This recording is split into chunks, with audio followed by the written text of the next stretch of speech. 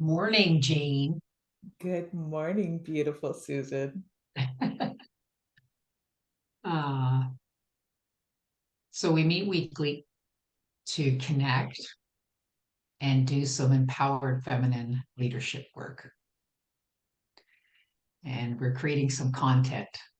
If you're watching this, we're creating some content for you and for us to practice this work. I've been working with Jane for, well, I guess about 7 months or so. And I was introduced to embodiment work um, a few years ago. So I've had a little bit of exposure to it. And then Jane's workshop came around at the exact time that I needed it from along my healing journey to do this kind of work. And it's taking a lot of practice. I have to say, Jane, I'm telling on myself, I'm struggling today. So we did a little exercise before we pressed record, and I was struggling um, to connect, to go within, to quiet my mind. Was struggling to quiet my mind because it's consumed with some worry today. And that's an energy that I struggle with because of my mental health journey. I struggle with anxiety and depression and a mild PTSD. That worry grabs me. And I don't think I'm alone on that. I think that's the Not at case for a all. lot of people.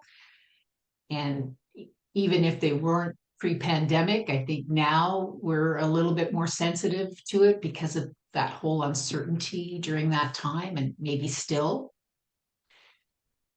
You know, we hear talk about masculine and feminine energy. So I want to ask you, because this is about feminine energy work. And I'm just learning and understanding what all of that kind of means. I think I had a, a bit of an understanding, but I have more of an understanding now. So I wanted to talk a little bit about that masculine versus feminine energy and why feminine energy work is so important to all of us right now. Hmm. In a nutshell, Yeah. it's really about getting out of your head where Yeah. and not even just your head, but this space above your head where we spend so much of our time thinking, planning, creating our every moment. And that space is disconnected from our body. And so we're disconnected from the wisdom of our body and our intuition and our Okay. connection with spirit.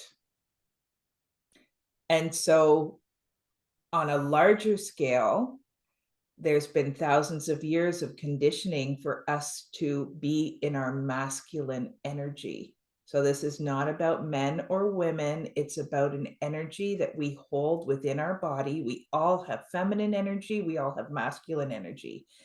And over thousands of years, we've been conditioned to be more in our masculine energy, which is being logical, using our mind to sort through problems, planning it all out, all of that. And there's nothing wrong with it. It's the extreme of it when Yeah, it's when it's too much on one side or another, right? at a It's balance. upward, We're right. out of balance. And so, for women in particular, this is crucial because women feel better when they're in their feminine energy.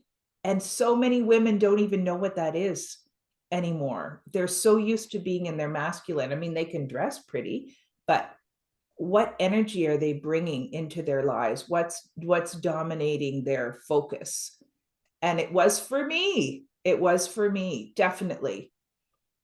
And I think, I'm a student of, personal development, spiritual work, connecting to self. mindful practices. I've been a student for a long time, and I intellectually understand it, but not till until you and I started doing this work together, did I understand it in terms of, oh, I get it. I'm feeling it. That's what that is. That's what feminine energy is. Mhm. I'm certainly familiar with masculine energy, Yeah. like so many, right? Um, Especially when I was in the corporate world, I was always in my masculine.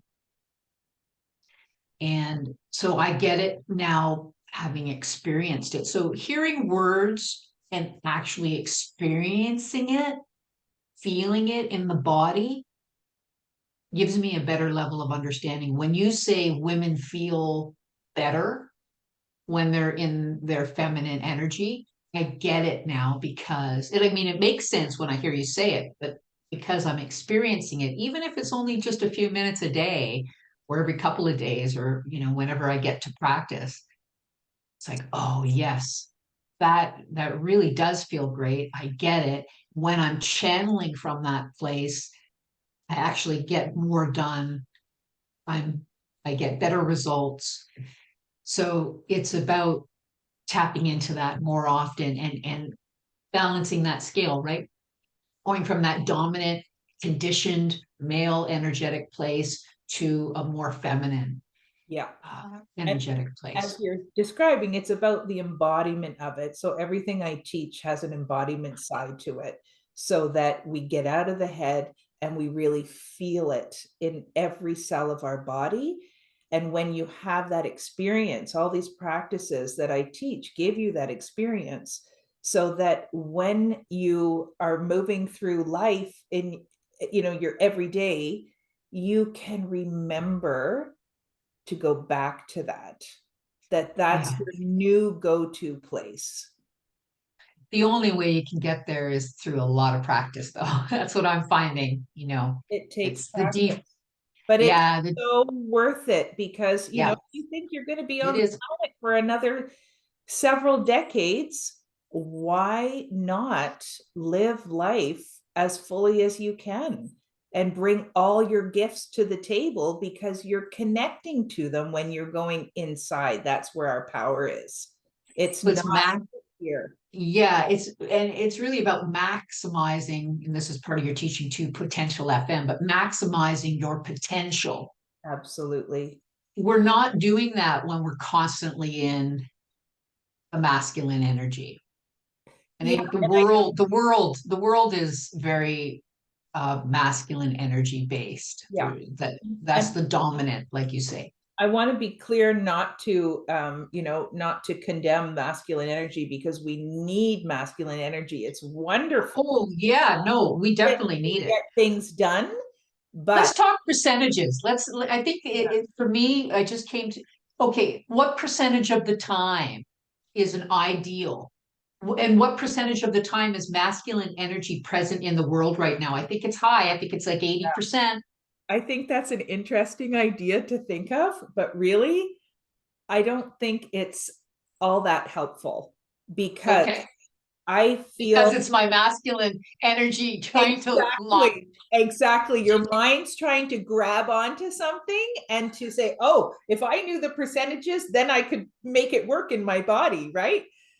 It's more about, so when a woman is truly in her feminine essence, she might be 70% of the time in her feminine and only use her masculine 30% of the time. Every woman is different. Hmm. So you find your own balance that works for you.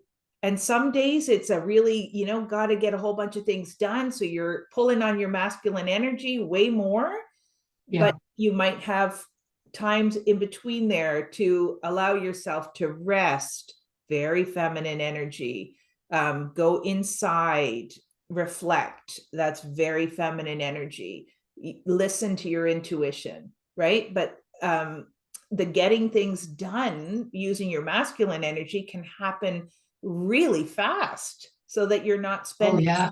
time there. So you can't say, 50% of the day I should be in my feminine and 50% in my masculine. It really is an individual balance, but I would say women will feel way better when they're in their feminine energy for more of the day. Yeah. And it's practicing connecting to that feminine energy, utilizing, harnessing it, feeling it. I didn't realize until I started doing this work how much I was disconnected Mm. from that. It's not something we learn. It's not something, I'm 57 years old. I'm learning it now. Yeah. Um, you know, and it's very powerful, very powerful. So I'm very excited to be on this journey. I think that everything happens for a reason. I think I was introduced to this work because I need it to accelerate my healing journey, to help me level up in different areas of my life and maximize my potential. If not now, when?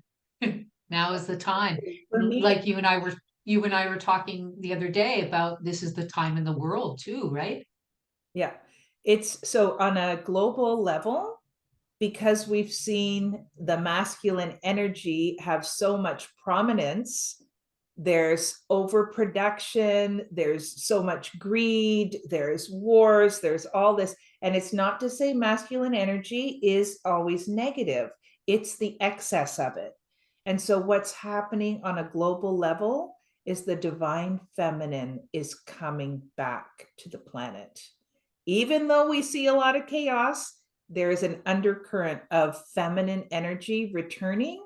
And there's a lot of people like myself who are studying it and learning to embody it so that we can bring it to other people as well. It's a beautiful time on the planet right now. Well, it makes sense because it's needed now, Yeah, right? And we need healing. We absolutely. need healing. Well, I love this. I know we're going to do more of these pieces and actually do some exercises. Shall we go into one now? We can. I could use one. Okay. So this practice is called a tune in. And it is one of the absolute most basic practices that I teach because it helps you get into the present moment. And that present moment is where your power is. So, this is a practice that the first time you do it, it's going to take a little bit more time to do a thorough tune in. And over time, you can do this in 5 seconds and just sense yourself from the inside of what's going on. You just get so used to doing it that you can do it, and you can do it while you're actually doing other things in your life, like talking to someone. You can feel a tune in going on, and know what's happening so that you can choose what you want to do next. So let's get out of our mind and Yes. into our body. So I invite everyone who's listening as well to join us and close your eyes and go inside. Bring your attention inside your body.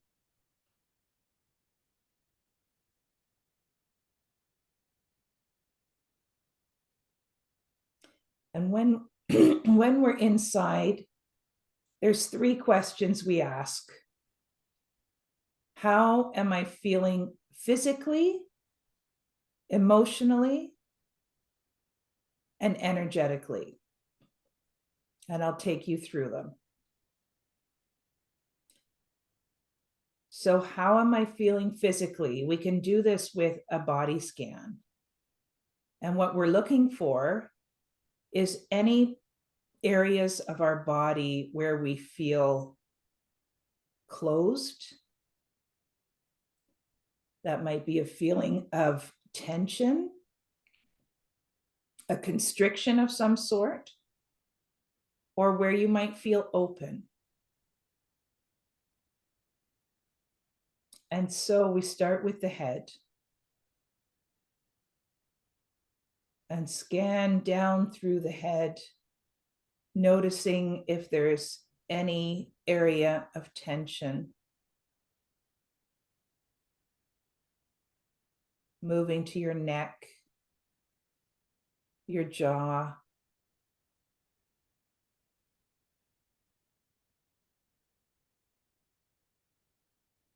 coming down into the shoulders,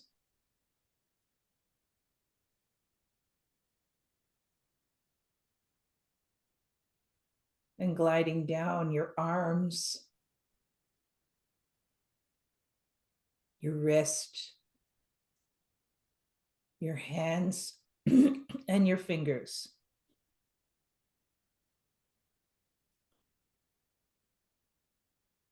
And moving back up to your chest,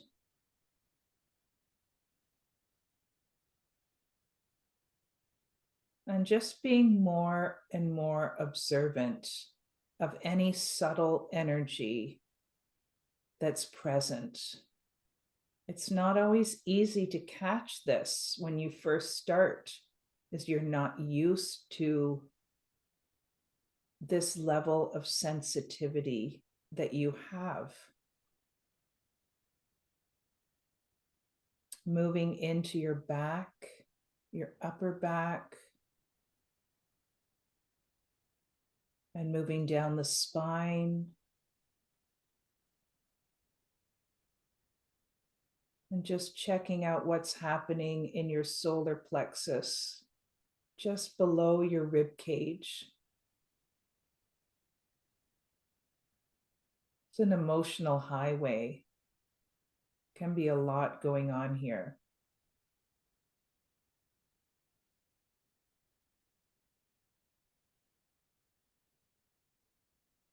And then moving into your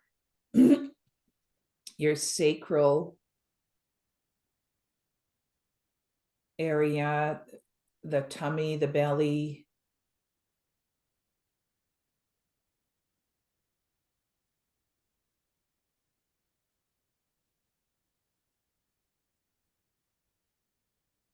And moving down to the base of your spine,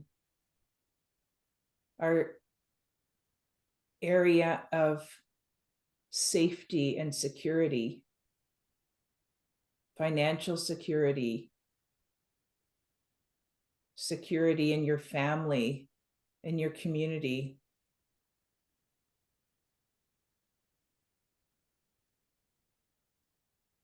I'm moving down your legs, your knees, calves, ankles, and feet.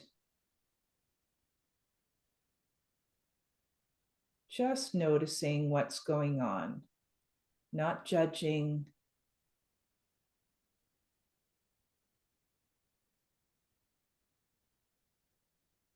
This practice is really about accepting what is going on in your body, not wanting it to be any different, no judgment.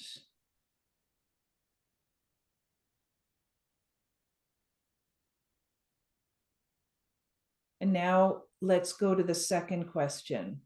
How are you feeling emotionally? Not always an easy question for people. Few of us have a great vocabulary around emotions. Most of us are not used to checking in to figure out what emotion is happening inside of us right now. Are you feeling a bit anxious? Sad? Content? Joyful? Irritated?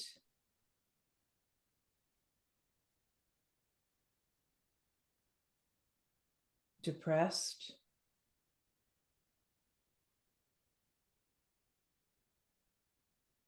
maybe more than one emotion is present at the same time. And can you just allow whatever is there to just be? And now we'll move to the third question. How do you feel energetically?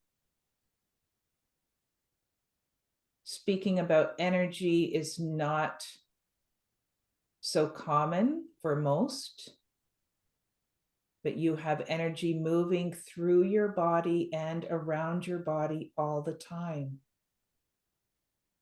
And as we do this work, we become more sensitized to that energy. Energy is subtle. So we have to quiet down, go inside, connect with it. Is that energy flowing? Is that energy stagnant? Is it tingly?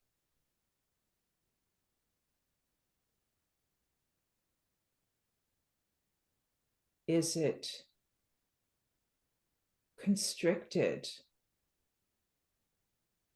expanded?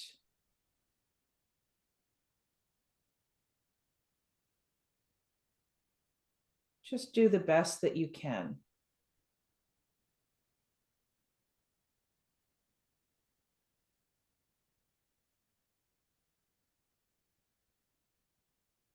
And again, the purpose of this practice is to simply tune into what is currently happening inside of you with no judgment. Because when we have judgment, we have resistance to what is happening. And when you resist, it persists. So if you're in resistance to sadness or grief or your anxiety, it will continue. This is a beautiful practice to just allow. And we have additional practices to help move energy. So with that, your first opportunity for a tune in, let's now open our eyes. Come back together. You can move your fingers and your toes and bring yourself back. So how does that feel for you, Susan? Well, I started to connect near the end. I think on the emotional, when I started, as I connect with my emotions often, doing vulnerability work. So I struggled with the physical. Not that I wasn't able to scan and connect, but I was distracted by thought. And then the emotional, I allowed myself to feel, as you were describing using some of the words to describe some of the emotional feelings that we have. And you said could be more than one. I was saying check, check, check while you were describing several of those. And then energetically, that's one I'm still becoming familiar with and connected to. And I know in the workshop that we did, you provided a list, which was super helpful, and I have it actually here. So that helps, the words that help me connect to what I'm feeling energetically. So I'm just curious, you've been doing it for several months now. Mm-hmm.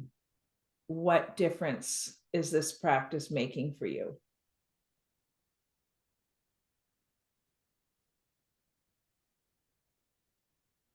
trying to find the right words. It's showing me that I can do more with less push. So I feel that there's been a lot of push and pull in my life, as I'm sure that's the case for a lot of people. So I feel less need for that.